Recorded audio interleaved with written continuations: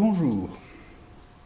Comme le Parti pirate, qui exigeait que je lui réponde par mail, n'accusait pas réception à mes mails, j'ai été mené à écrire au Parti pirate sur le mode recommandé avec accusé de réception, c'est-à-dire de la manière avec laquelle il m'avait interpellé initialement.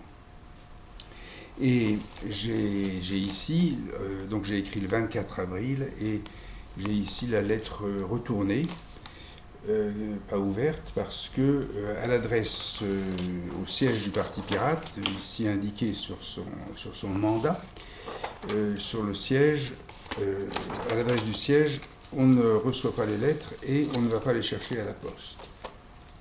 Donc le courrier m'est revenu, le courrier écrit. Bon, tout cela est aussi évidemment dans les archives informatiques.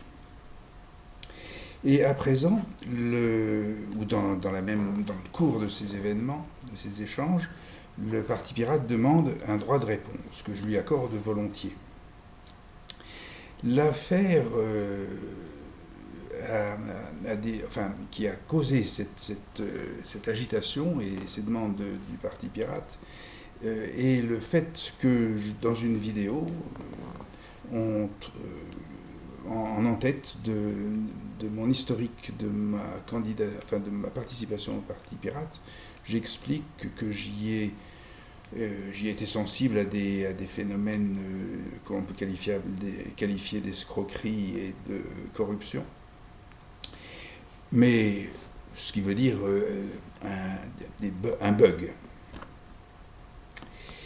Et dans son droit de réponse, le Parti pirate, après analyse assez bien certainement scrupuleuse de mes argumentations,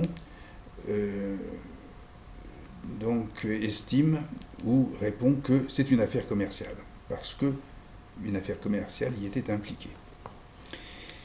Et donc, à moi de dire maintenant et bien de préciser qu'il n'y a pas que ça, que cette affaire commerciale, c'est l'apparence, c'est l'alibi.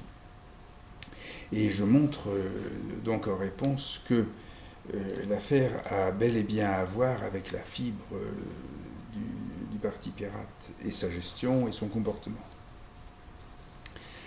Alors, ceci m'a amené à être précis sur ces accusations, entre guillemets, parce que bien sûr qu'on peut accuser gravement des problèmes, par exemple des problèmes informatiques. Dans un programme informatique, il peut y avoir, donc ce que je précise, des bugs. Et ce n'est pas tellement ça qui m'intéresse, ce n'est pas tellement le fait de dénoncer des gens maladroits et un peu à côté de leur plaque ou de leur pompe ou de leur principe. C'est pas tellement ça qui est intéressant, mais c'est la mise à jour de la démocratie dont le Parti pirate se flatte. C'est ça qui est intéressant. Et toute l'affaire qui se passe là tourne autour d'une suggestion, d'un programme, d'une procédure participant ou qui a pour vertu cette mise à jour de la démocratie que le Parti pirate dont il se flatte, mais à l'évidence n'accomplit pas idéalement et parfaitement ou dans sa totalité. Alors s'il en manque un peu, il y a peut-être une place pour une amélioration. Et c'est cette amélioration que je propose, c'est un outil, APSO ça s'appelle, et donc tout montre à considérer que par un processus psychosociologique, c'est précisément l'opération du refoulement de cette activité ou de cette programmation d'une mise à jour de la démocratie, c'est pour refouler ou interrompre ou empêcher ce programme ou cette suggestion, cette proposition, que l'on voit en action les mécanismes de corruption, d'escroquerie et des choses comme ça, qui sont des mécanismes inconscients, automatiques, mais que l'on peut effectivement bel et bien relever très précisément et si l'on le veut, le considérer de façon évidemment très grave. Mais ce qui est le plus grave, c'est de ne pas